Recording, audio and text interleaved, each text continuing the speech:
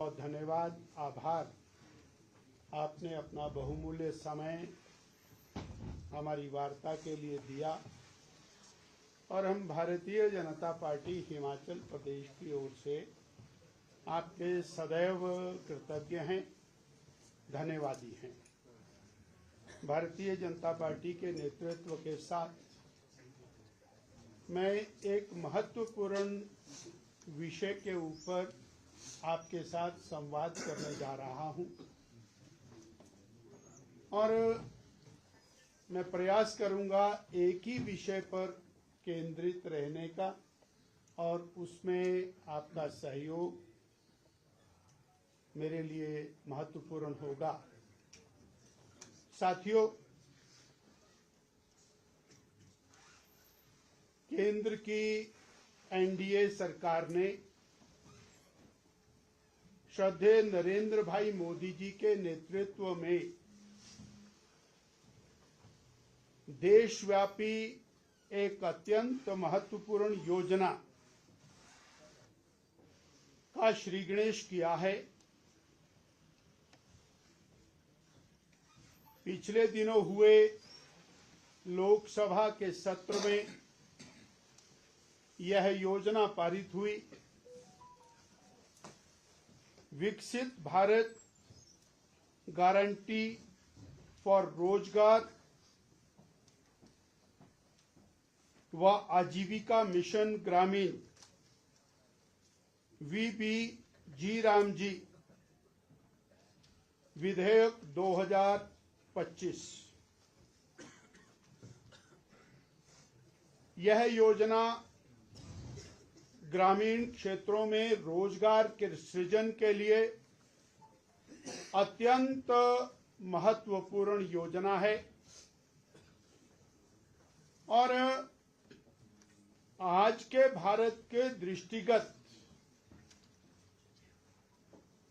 इस योजना का सृजन किया गया है।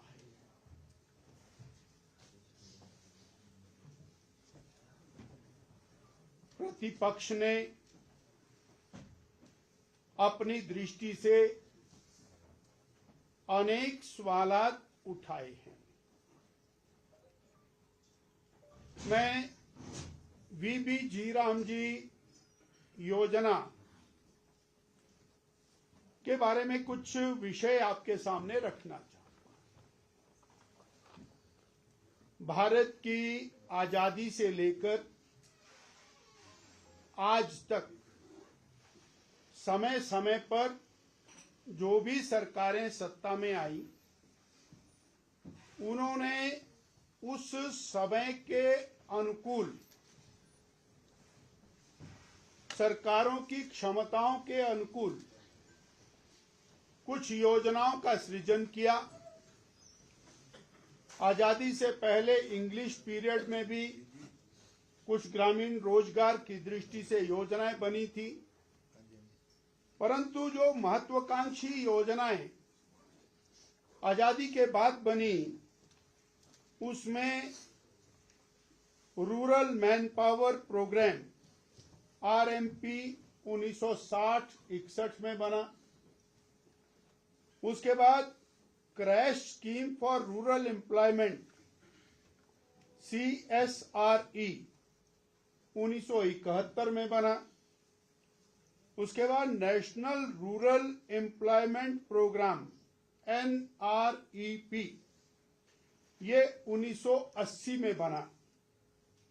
जवाहर रोजगार योजना JRY 1989 में बनी। एम्प्लॉयमेंट इंश्योरेंस स्कीम EAS 1993 में बनी। उसके बाद संपूर्ण ग्राम रोजगार योजना SGRY 2001 में बनी और national food for work programme NFFWP 2004 में बनी और national rural employment guarantee act जो बाद में Mahatma Gandhi national rural employment guarantee act MNREGA, ये 2005 में इसका सृजन हुआ और 2005 से लेके 2025 तक MNREGA Mahatma Gandhi rural employment guarantee act, ये ग्रामीण रोजगार की एक योजना चली। अर्थात अलग अलग समय में अलग अलग सरकारों ने, उसमें मेजॉरिटी टाइम कांग्रेस की सरकारें केंद्र में सत्ता में थी और ग्रामीण रोजगार की दिशा में अनेक योजनाएं बनी। उनकी कमियों को दूर करने के लिए या समाज की आवश्यकता के दृष्टिगत समय समय पर वो योजनाएं बदलती रही। इसी प्रकार जो Mahatma Gandhi rural employment guarantee act 2005 से 25 तक चला, उसको भी आज की आवश्यकता के अनुसार और परिवर्तित करते हुए नई योजना, जिसको और VBG रामजी यानी विकसित भारत गारंटी फॉर रोजगार एंड आजीविका मिशन ग्रामीण, ये एक्ट, इसका सृजन हुआ। अब ध्यान देने योग्य विषय है कि इन दोनों में अंतर क्या है, क्यों एक नई योजना का सृजन हुआ। अब ये क्यों हुआ, इसके ऊपर हमें जरूर तवज्जो देने की आवश्यकता है और अगर हम उसके दृष्टिगत ध्यान देंगे तो कुछ विषय हमारे सामने आएंगे कि इसमें और नई योजना में क्या अंतर है।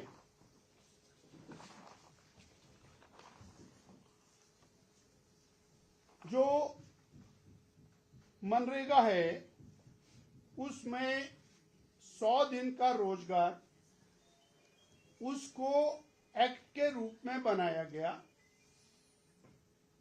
परंतु रोजगार के बारे में तो चिंता की, रोजगार का इम्पैक्ट विकास के साथ नहीं जोड़ा गया।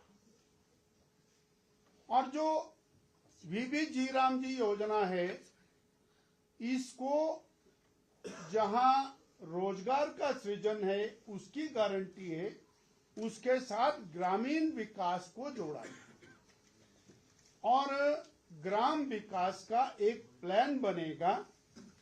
वो प्लान ब्लॉक डिस्ट्रिक्ट लेवल पर जाएगा और PM गति शक्ति, मैं इसको रिपीट कर रहा हूं, टेक्नोलॉजी के साथ जुड़ते हुए ये PM गति शक्ति के साथ उस गांव का जो विकास का प्लान है वो जुड़ेगा और उस प्लान को एग्जीक्यूट करने के लिए ये रोजगार का सृजन होगा। यानी विकसित भारत VB, विकसित भारत 2047 में हम देखना चाहते हैं, उस दिशा के अंदर ग्रामीण विकास की यह मूलभूत आवश्यकता के दृष्टिगत इसका सृजन किया है, ग्रामीण विकास के साथ इसको जोड़ करके सृजित किया है। दूसरा इसका महत्वपूर्ण पहलू है कि जो मनरेगा है उसमें 100 डेज गारंटी दी गई है और जो VBG रामजी योजना है इसमें 125 दिन की गारंटी का सृजन किया गया है।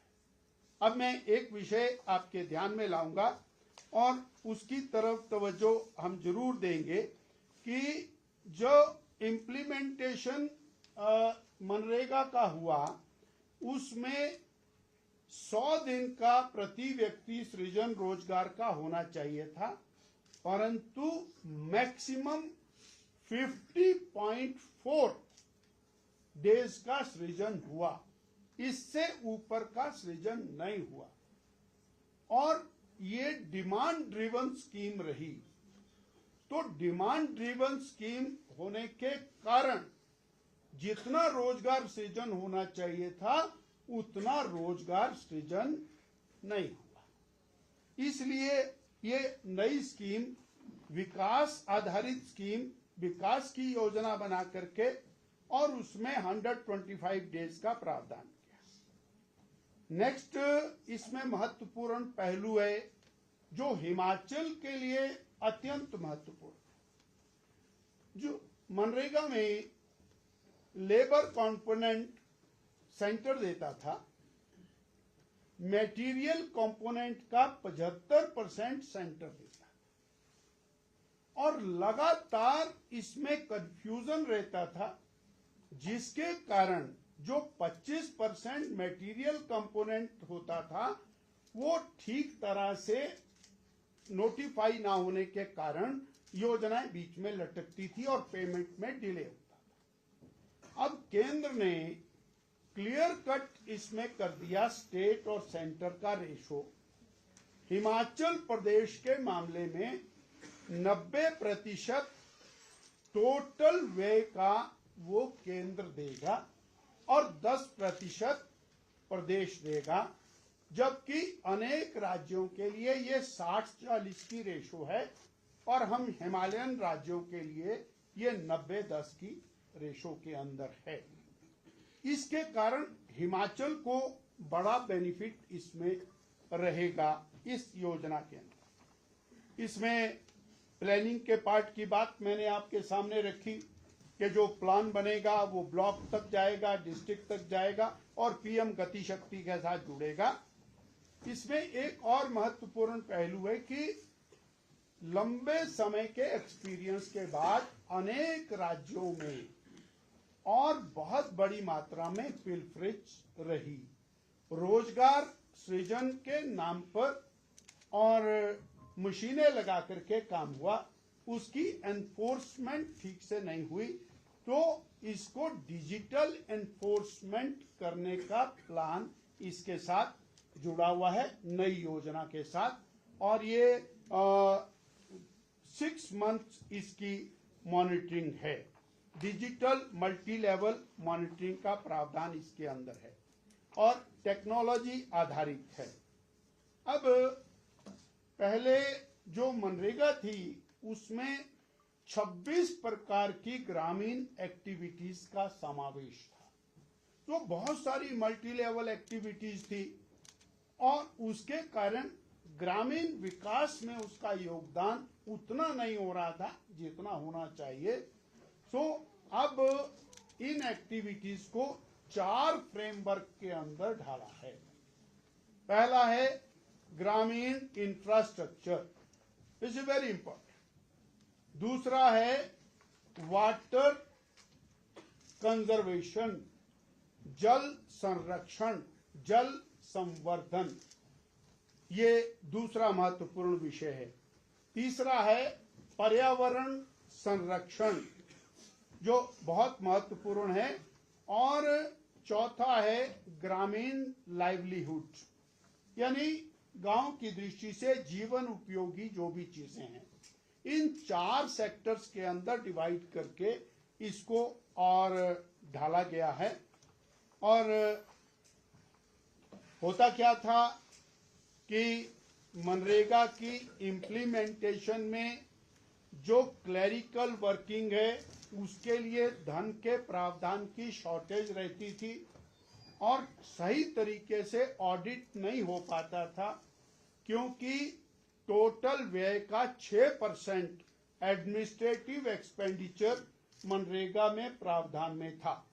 वीबीजी रामजी योजना में यह प्रावधान बढ़ाकर के 9% कर दिया गया है, यानी 6% से 50% का इजाफा ये एडमिनिस्ट्रेटिव एक्सपेंडिचर में करने के कारण ये योजना अधिक सफल होगी, ऐसा बड़ा स्पष्ट तौर के ऊपर है। और मैं फिर उसको थोड़ा रिपीट करूंगा, टेक्नोलॉजी आधारित यानी बायोमेट्रिक के माध्यम से अटेंडेंस लगा करके और उसकी पीएम गति शक्ति के आधार के ऊपर इसको जोड़ने का प्रावधान किया गया है। मैं अगर जो इसको थोड़ा नेटशेल में कहना चाहूं तो we can say development linked employment, ये हमारा पहला सिद्धांत है। दूसरा, लीगली मैंडेटेड ट्रांसपेरेंसी, ये महत्वपूर्ण विषय है। मनरेगा में भी प्रावधान था कि यदि पेमेंट समय पर नहीं मिलती है, आपको रोजगार नहीं मिलता है, तो आपको और जुर्माने के तौर पर पैसा मिलेगा, परंतु ऐसा कहीं पर भी नहीं हुआ। और अब टाइम बाउंड पेमेंट, और टाइम बाउंड पेमेंट के बाद यदि समय पर पेमेंट नहीं होती है या आपको रोजगार नहीं मिलता है तो आपको पेमेंट का प्रावधान है। ये इसके अंदर एक महत्वपूर्ण पहलू है जो हमारे ध्यान में रहने का है। टाइम बाउंड वेज सिक्योरिटी और इंटीग्रेटेड नेशनल लोकल कन्वर्जेंस, जिसको मैंने पीएम गति शक्ति के साथ और योजना प्लान के साथ जोड़ करके बताया है, और इनफोर्सेबल रिस्पॉन्सिबिलिटी, जिसमें ये और वीपी जी राम जी योजना बाकी योजनाओं से हर प्रकार से और इम्प्रूव्ड है, बेहतर है और आज के सरकमस्टेंसेस के अनुरूप है। मैं आपके सामने और विषय की गंभीरता को रखने के लिए और एक कुछ डाटा रखा। 2005 में यह योजना शुरू हुई। श्रीमती सोनिया गांधी जी के नेतृत्व में आदरणीय मनमोहन सिंह जी की सरकार भारत में थी और 2014 तक ये सरकार चली। तो हम इस डाटा के माध्यम से देख पाएंगे कि 2006 से लेके 2013-14 तक 2,13,220 करोड़ रुपया, 2,13,220 करोड़ रुपया उस समय तात्कालिक कांग्रेस या यूपीए सरकार के दौरान व्यय किया गया। और मनरेगा के प्रति एनडीए की, मोदी जी की, बीजेपी की गंभीरता मैं आपके सामने रख रहा हूं।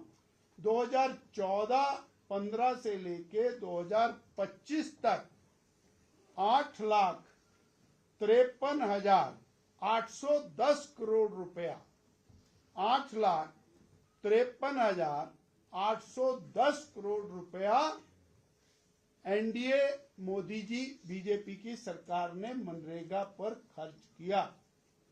हमने 4 गुना व्यय उतने ही टाइम पीरियड में मनरेगा में रोजगार सृजन के लिए किया। ये गंभीरता है ग्रामीण रोजगार के प्रति, ग्राम के विकास के प्रति और गरीब के विकास के प्रति भारतीय जनता पार्टी की। और इसी अनुभव के आधार के ऊपर नई योजना का सृजन किया।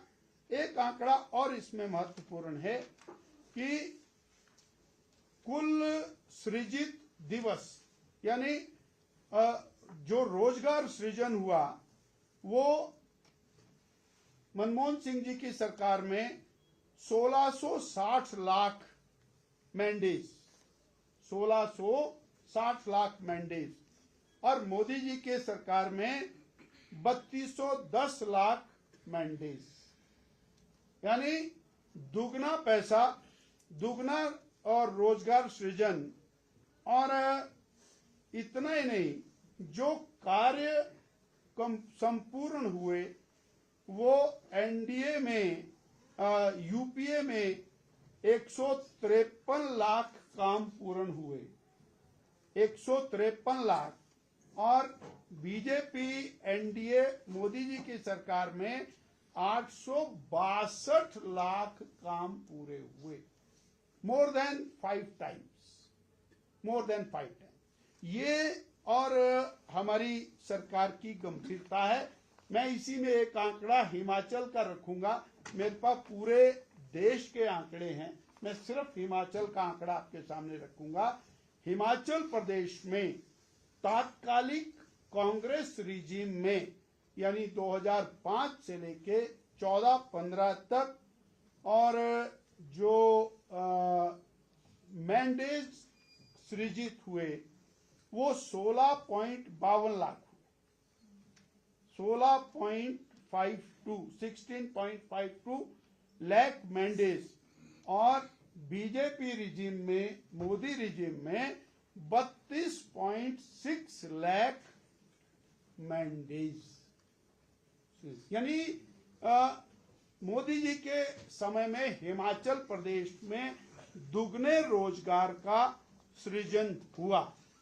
मैं इस बात को और बड़े फख्र के साथ कह सकता हूं कि जो नई योजना का सृजन हुआ है वो देश के और हिमाचल प्रदेश के ग्रामीण रोजगार के लिए एक नया आयाम स्थापित करेगा। और इसमें जो धन का प्रावधान किया गया है वो प्रावधान भी 1,53,000 करोड़ रुपए का प्रावधान किया है 83,000 करोड़ रुपए की तुलना में। यानी ये मैंने आपके सामने और एक तुलनात्मक अध्ययन रखने का प्रयास किया है। ये केवल और केवल विकासोन्मुखी योजना है, ये विकास के दृष्टिगत बनाई गई योजना है, ये राजनीति के से प्रेरित होकर के बनाई गई योजना नहीं है। और हिमाचल प्रदेश को इस योजना को और हाथों हाथ उठा करके ग्रामीण विकास के लिए प्रयोग करना चाहिए। इतनी बात मुझे आपके सामने रखनी थी और मैं आपका धन्यवादी हूं। आपने मेरी बात को नोट किया और इसी से संबंधित कोई प्रश्न होगा तो मैं आपसे प्रार्थना करूंगा कि इस विषय पर हम केंद्रित करना चाहते हैं तो इसको कृपया। संशोधन किए गए हैं स्कीम में, इसको लेकर कांग्रेस भी कह रही थी नाम क्यों बदला गया, नाम बदलने की क्या जरूरत है? संशोधन तो पुरानी स्कीम में पुराने नाम के साथ किए जा सकते हैं। हाँ, बहुत अच्छा सवाल है। मैं आपका आभारी हूँ इस सवाल के लिए। मैंने और बहुत अच्छे से विषय को रखने का प्रयास किया। हो सकता है मैं जस्टिफाई नहीं किया हो, परंतु टाइम एंड अगेन कांग्रेस की गवर्नमेंट थी 1960-61 में, तो योजना का नाम था rural man power programme. Congress की सरकार थी 1971 में, रूरल मैन पावर प्रोग्राम का नाम बदल करके क्रैश कर दिया, crash scheme for rural employment 1971। उसके बाद 1980 में कांग्रेस की सरकार जनता पार्टी की सरकार थी। उस समय नेशनल रूरल एम्प्लॉयमेंट प्रोग्राम हो गया, इसका नाम NREP हो गया। फिर 89 में कांग्रेस की सरकार आई तो फिर इसका नाम जवाहर रोजगार योजना JRY, और कांग्रेस की सरकार में ही इसका नाम दोबारा से जवाहर रोजगार योजना से बदलकर एम्प्लॉयमेंट इंश्योरेंस स्कीम हो गया कांग्रेस की सरकार में। यानी आदरणीय स्वर्गीय जवाहरलाल नेहरू जी का नाम बदलने का काम बीजेपी ने नहीं किया। और फिर इसके बाद संपूर्ण ग्राम रोजगार योजना हो गया, फिर national food for work programme हो गया, और फिर national rural employment guarantee act हो गया, और उसी को बदल करके Mahatma Gandhi national rural programme हो गया। सो नाम बदलना ये और कोई महत्वपूर्ण विषय नहीं है। और हमने आपको बताया कि मनरेगा स्कीम के प्रति बीजेपी, NDA और मोदी जी की गंभीरता कांग्रेस से दुगनी रही। दुगना खर्चा, दुगने मैंडेज और दुगने ये 4 गुना कार्यों का सृजन उसके माध्यम से एनडीए सरकार में हुआ। सर, जो कांग्रेस का सबसे बड़ा आरोप है वो पंचायती राज इंस्टीट्यूशन को लेकर है कि इसमें जो है केंद्रीकृत कार्य होना है और लोकेशन ड्रिवन स्कीम है, डिमांड ड्रिवन नहीं है, और पंचायती राज जो इंस्टीट्यूट है उनको खत्म करने का जो है वो भाजपा प्रयास कर रही है। तो इस पे आपका क्या कहना है? मैं थोड़ा पॉलिटिकलाइज नहीं करना चाह रहा, क्योंकि मैं सीधा सीधा वहीं आना चाहता हूं। जब ग्राम सभा में गांव के विकास का प्लान बनेगा तो उसको पंचायती राज ग्राम का प्रधान, बीडीसी, जिला परिषद, यही लोग बनाने वाले, और वो वहीं से उसको टेक्नोलॉजी से अपलोड करेंगे।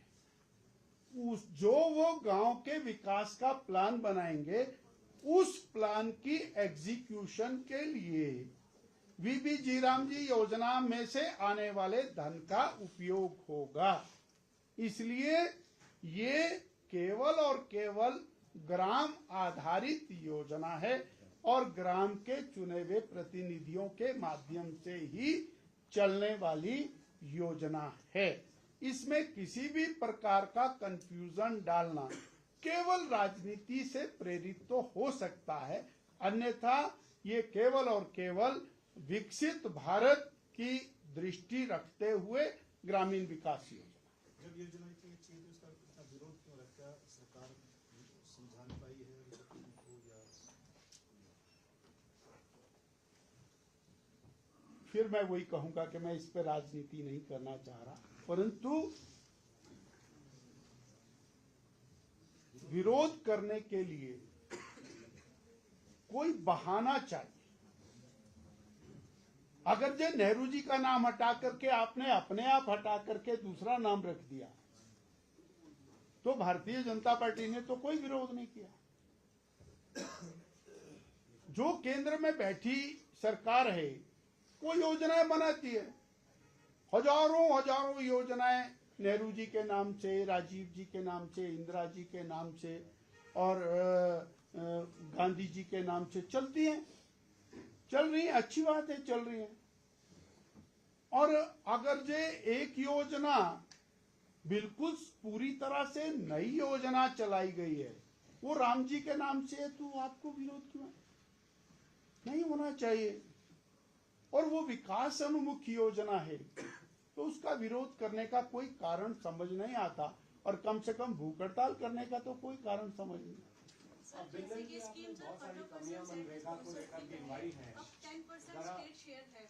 अगर स्टेट शेयर देने में देरी होती है या नहीं देती या बजट का प्रोविजन नहीं होता है तो क्या सेंटर इसका बजट जारी करती रहेगी या सर ताकि लोगों को परेशानी ना हो? सर, विकास प्रदेश सरकार की भी उतनी ही जिम्मेवारी है जितनी केंद्र सरकार की।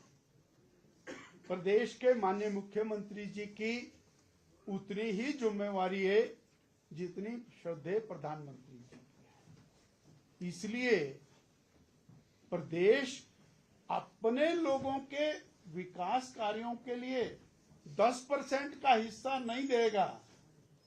It is never expected. ये कभी कल्पना भी नहीं की जा सकती। और अगर इस प्रकार का है तो उससे उनकी ग्राम विरोधी, रोजगार विरोधी छवि सामने आएगी। बिंदर जी, आपने बहुत सारी कमियां गिनवाई है, मनरेगा को लेकर सवाल आपने उठाए हैं, तो जरा बताएं कि केंद्र सरकार ने 11 साल तक इन्हीं कमियों के बावजूद इस योजना को क्यों चलाए रखा, जबकि प्रधानमंत्री 2015 में कह चुके थे ये तो कांग्रेस की विफलताओं का कमाल है। किसी भी चीज को आनन फानन में केवल राजनीतिक आधार पर बदल देना, ये श्रद्धेय मोदी जी और भारतीय जनता पार्टी के कल्ट में नहीं है। और हमने आपके सामने रखा कि 2,30,32,000 करोड़ कांग्रेस की सरकार ने इस पे खर्च किया और 8.5 लाख करोड़ के लगभग भारतीय जनता पार्टी एनडीए ने खर्च किया।